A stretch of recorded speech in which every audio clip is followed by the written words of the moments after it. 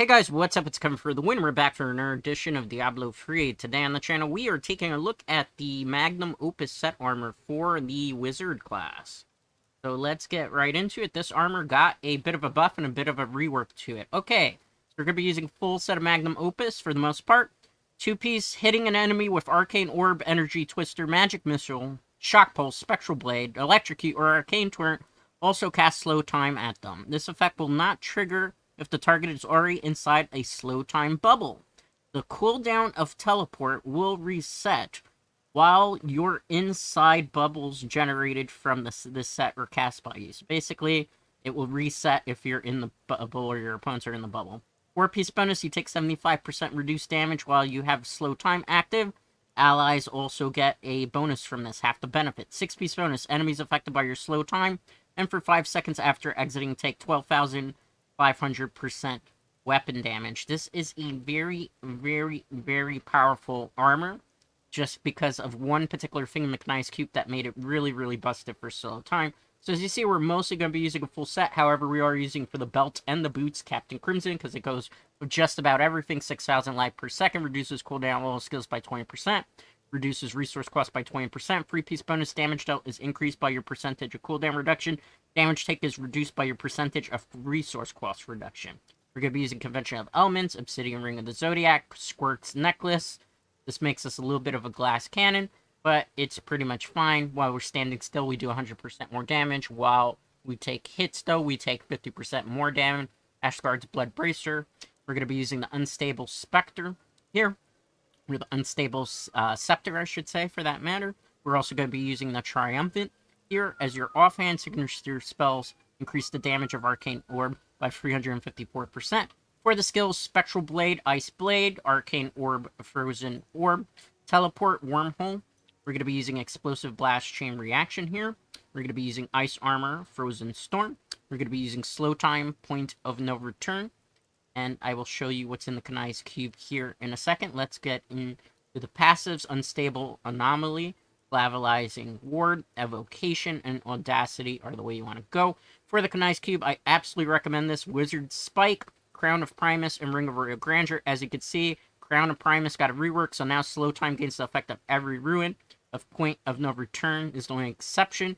And it also permanently follows you around. So you always have a Slow Time bubble up when you have the Crown of Primus either on your belt or in your Knight's Cube. Since we're using Captain Crimson, we put it in the Knight's Cube. This is what the fodder should have. Broken Crown, Flavor of Time, Nemesis Bracers. Everything else on here is nice to have, but those are the 3 emanate abilities that we really want to focus on the most. So we definitely want to do that. So let's get into it. As you can see there, the slow time bubble is already following me. For the purpose of this demonstration, we're going to do a Greater Rift 60 and a Greater Rift 80. That way I can show you how this fares in Torment 13 difficulty, as well as it fares in Torment 16 difficulty. Now, keep in mind that this has been kind of reworked quite a bit so that it's got more stuff related to slow time, because slow time was part of the set armor, but now they really get in a significant buff. Meteors also can work now with the slow time bubble. It's kind of cool, but I can't fit that really in for this build. This is going to remind you of a Diablo 2 build, so what you want to do is basically, once you get into the Greater Rift, start casting your Frozen Orb. Your Frozen Orb now, every time that you fire it off, is going to actually cast a slow time bubble, and just in case any enemies actually happen to get through there, what you can do is then you can just cast a slow time regularly. But most of the time, you're going to have your Frozen Orbs casting the slow times every time that fires off. Keep in mind, because of the Wizard Spike, we are also getting a extra, every once in a while, Arcane Orb to fire off as well. So this is a very, very, very, very, very powerful build. It is a bit of a more push build. Also keep in mind that if you want to reduce the cooldown of your slow time, you have to also click in your Explosive Blast. You also want to do anything with your Spectral Blade as well, just so that you can mitigate some of the resource cost reduction that you have, or the resources that you've been spending. Because one of the problems with this build still is the fact that you will burn through your resources tremendously fast. So that's definitely something that you do not want to have happen here. So here we go again. We're going to go here. We're going to cast our Frozen Orb when we see an enemy. and that's pretty much what you're going to do. Now, in terms of optimization, what should you be striving for with this build? Well, first and foremost, since we are using a Captain Crimson build, it is in our benefit to have cooldown reduction 8.0% wherever possible or higher on all pieces of your gear. The more cooldown reduction that you have, the more attack stats that you have on this particular build. Also, because we're using Captain Crimson, it is probably imperative that you also have 8.0% or higher resource cost reduction wherever possible. The more resource cost reduction that you have, the less damage that you take, which can come in tremendously helpful as you go higher up in the Greater Rift. Subsequently, from there, on your helm, crit hit chance 6.0%. On your gloves, I would recommend crit hit chance 6.0%, crit hit damage 50%, and also at least an attack speed of 6.0% or 8.0%, preferably as the max roll. From there, obviously, the wizard relies on intelligence, so anywhere that you can get the maximum amount of intelligence on your build, definitely make sure to do so, as that will help tremendously in terms of just being able to get a little bit higher into the Greater Rifts as well.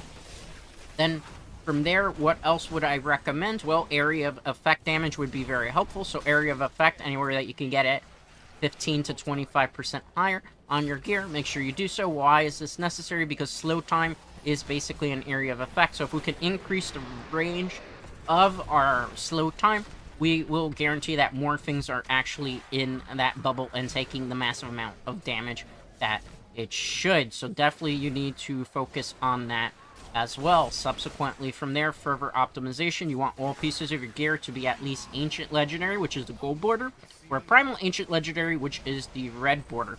If you are playing a seasonal character, you can't get a Primal Ancient Legendary until you have cleared a Greater Rift 70 solo. Then, when you do that, you'll have a 2% chance of Primal Ancient Legendaries to drop. Now, if you're playing a non-seasonal character, any non-seasonal character that has cleared a Greater Rift 70 solo will be able to have access to basically Primal Ancient Legendary. So all your characters basically will have access that are non-seasonal to Primal Ancient Legendary drops, as long as one of your non-seasonal characters has cleared Greater Rift 70 solo, which is relatively easy to do. Then from there, either with your pieces of Ancient Legendary gear or your Primal Ancient Legendary gear, you want to augment the armor. In order to do that, you need a legendary gem. My recommendation, a legendary gem that's at least level 80 or higher in value. And then you put it into the Kanai's Cube with basically 3 flawless topazes, and you augment the armor. Now, one of the good things now in this particular season in Diablo 3 is the fact that now the Echoing Nightmare, which was the endgame event for Season 26, is now in permanent mode. So you can get very high legendary gems thanks to the Echoing Nightmares to be able to augment level 110 to 130 with relative ease. As for the Rift Guardian that you saw there, it's very simple. You just fire off a Frozen Orb or 2.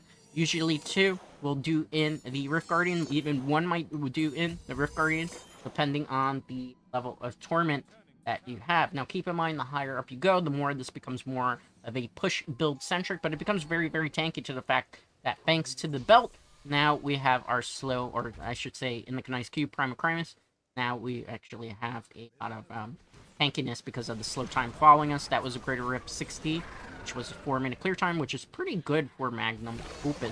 Now, for the Wizard class, this is not your starter set armor for this particular season, Season 27 of Diablo 3.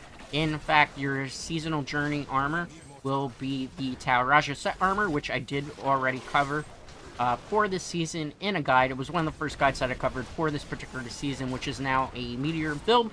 That is actually the S-tier build for the Wizard for this particular season. Magnum Opus would probably be somewhere along the lines of a B to C tier type of armor, and then it does depend on the build. Frozen Orb is kind of a nice little throwback to Diablo 2 back when Frozen Orb was a pretty good build. Unfortunately, that's changed quite a bit with the patch 2.4 for Diablo Resurrected, which it's not the end-all to be-all that it used to be, which is kind of unfortunate, but it's a nice little nod. Magnum Opus in particular is just one of those armors, again, where although it does really, really strong and is a pretty fun, different type of playstyle, it is going to start to struggle as you go higher up in the Greater Rift. As you can see here, one of the big struggles that it has with this particular armor is the fact that you are going to burn through a lot of your resources quickly, which means that you're going to have to spend a lot more time using your Spectral Blade, Ice Blade, to be able to get stuff up and back and everything of the sort. But even then, if you can still zone, you should be fine. For Legendary Gems, my recommendation, Bane of the Trap, Bane of the Stricken, and a Zei Stone of Vengeance. If you want subsequently more cooldown reduction, what you could do is you can forego the Zei Stone of Vengeance, and in place of that, use a Goak of Swiftness. It's either or, it's a matter of your personal playtesting, preference, everything of the sort. Now, in regards to Diablo 3 Season 27, where would this particular armor be in terms of the tier list? Be pretty low on the tier list, so I think around this would probably get you to about Greater Roof 120 to 125 solo. Before then, it starts to need some heavy optimization, be able to clear through everything else, and then it's going to have a significantly very slow clear time. So my recommendation for everybody is probably you would want to stick with the Tal Raja set armor. That's still one of the most powerful builds that you can potentially do for Diablo 3 Season 27 if you want the most effective wizard or play, or as this bolt, yeah, in this one, wizard, because you have to remember in Diablo 2, sorcerers, but we don't have a sorceress in this particular game per se, so we have wizards, but yeah, the wizard in particular. So overall, pretty fun build. The next build that I will be covering is the Accursed Visage build on Diablo 3. That is the starter set for the Demon Hunter. That hasn't seen any tremendous buffs or sort. When you're high up on the Greater Rifts here, keep in mind for this particular armor, every once in a while you might have to actually class a slow time, and you're going to have to rely a little bit more heavily on your ice armor as well as your spectral blades to be able to get a little bit more of your frozen orbs out. But relatively, you should be just fine. Now, further optimization, if your armor is fully optimized, you probably are going to be able to get this to about Greater Rift 130, I think is the max that you should do. In a group of 4 with all S-gear armor, you should be able to, in theory, clear a Greater Rift 150, but the problem with Tal Rasha, as you can see here, is it's not necessarily a speed build and relies more so on pushing to be able to get things done.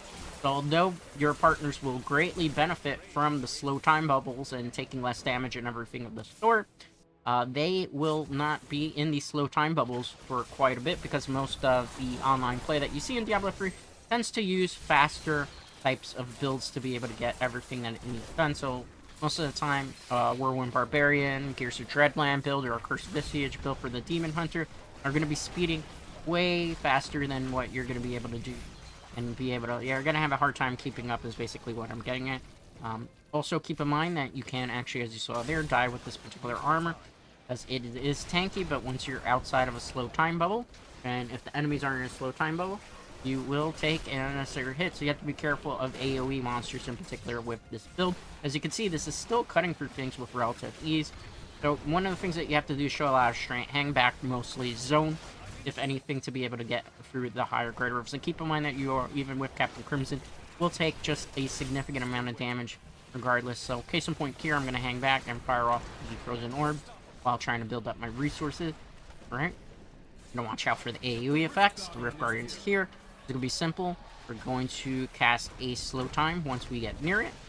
We'll cast a slow time and then we'll start firing our orbs. It's going to take a couple of hits to be able to do something with the Rift Guardian, so keep that in mind, because you are going to have to further optimize to be able to get the maximum amount out of your armor. Also keep in mind, anywhere that you could get your Frozen Orb up, or your Arcane Orb to 15%, make sure to do so. The more 15% that you have, the more damage that your Frozen Orb is going to be able to do here. So definitely keep that in mind. Also, the higher up your legendary gems, the more it'll be in your particular benefit. But overall, this is a fun armor. It definitely did get a significant buff thanks to the Crown of Primus now having the slow time following you around, and just some of the nice little overhauls that they did with just the 2-piece and the 4-piece, as well as the 6-piece mode. That was 4 minutes and 49-second clear time, Greater Rift 80, which is Torment 16 plus difficulty. So that's still really, really good and really, really powerful. Anyway, that's going to do it for today's Diablo 3. As always, a like on this video is greatly appreciated. If you're not already subscribed to the channel, definitely consider doing so, as it helps the channel grow. And I'll see you on Wednesday for the Accursed Visage set armor guide. Till next time, guys.